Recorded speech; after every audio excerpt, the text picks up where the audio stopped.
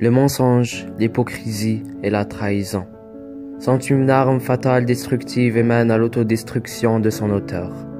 Et je commence par la trahison que pour certains est un signe de forte personnalité et de confiance en soi, alors que c'est tout à fait le contraire, car on trahit plus souvent par faiblesse que par une réelle volonté de trahison.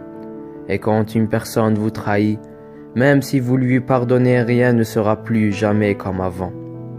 Mais le plus triste à propos de la trahison, c'est qu'elle vient jamais de vos ennemis, mais de ceux en qui vous aviez une confiance aveugle. Car rien n'est plus terrible que de s'en sentir trahi après avoir eu une confiance aveugle.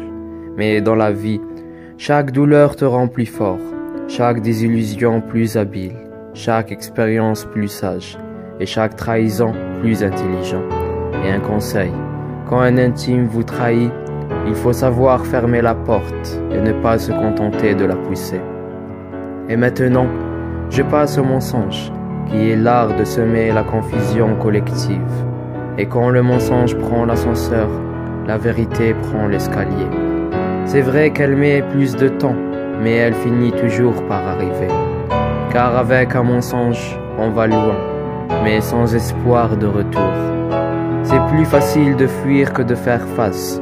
C'est plus facile d'oublier que de s'engager. C'est aussi plus facile de mentir que de dire la vérité.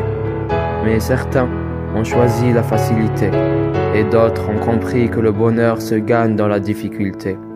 C'est vrai qu'il est difficile aussi d'accepter la vérité lorsque les mensonges étaient exactement ce que tu voulais entendre. Mais un mensonge reste un mensonge, peu importe la raison qui se cache derrière. Et je termine avec le pire des crimes, celui de l'hypocrisie, qui est un défaut que certaines personnes savent pratiquer avec jouissance et sans se priver. Les hypocrites, ce sont les plus dangereux de tous les méchants sur terre, parce qu'ils ont l'air bons et que l'on ne se méfie jamais d'eux.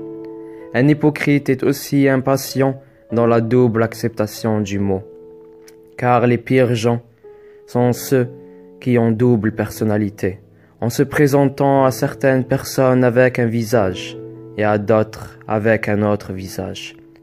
Et s'entendre avec tout le monde est le privilège des hypocrites, car les hypocrites les plus doux sont les plus redoutables. Et les masques sont toujours noirs. Mais croyez-moi que les hypocrites cherchent à tromper Allah, mais Allah retourne leur tromperie contre eux-mêmes. Alors assez de mensonges, d'hypocrisie, de promesses en l'air, et surtout de trahison. Poème écrit par Hani Bourahla.